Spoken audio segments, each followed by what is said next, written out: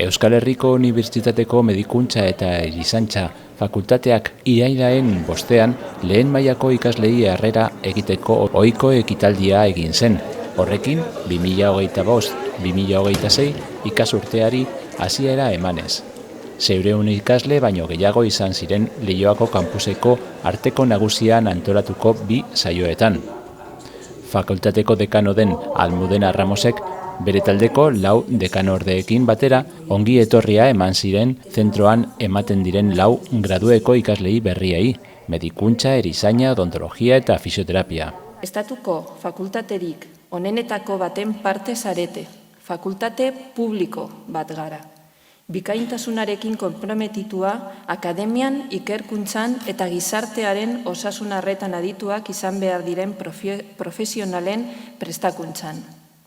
Bere hitzaldian, Ramosek ikasleak zoriondu zituen sarrera proba zorrotza gainditu eta unibertsitatean sartzeko helburua lortu zutelako. UPV-EHUk Euskal Unibertsitate Publiko gisa, kalitatezko irakarkuntza eta ikerketarekin gizartearekiko duen konpromisoa azpimarratu zuen. Fakultatea ez da eraikina, ez dira instalazioak.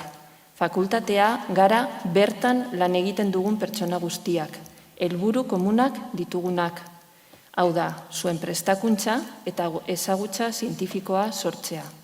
Ekitaldian, dekanontza taldeak 4 graduei ezaugarri amankomuna eta garrantzitsuenak aukertu zituen. Ikasleak unibertsitateko etapa berria bideratuz eta osasunarekin eta gizarte ongizartearekin konprometituko komunitate akademiko bateko kide izartearen sentimendua sustatuz. Ikasle kontseiluko kide ere parte hartu zuten ekitaldian eta ikasle berriak unibertsitateko bizitzan aktibokin inplikatzera animatu zituzten. Gaur etapa berri bat hasiko duzue.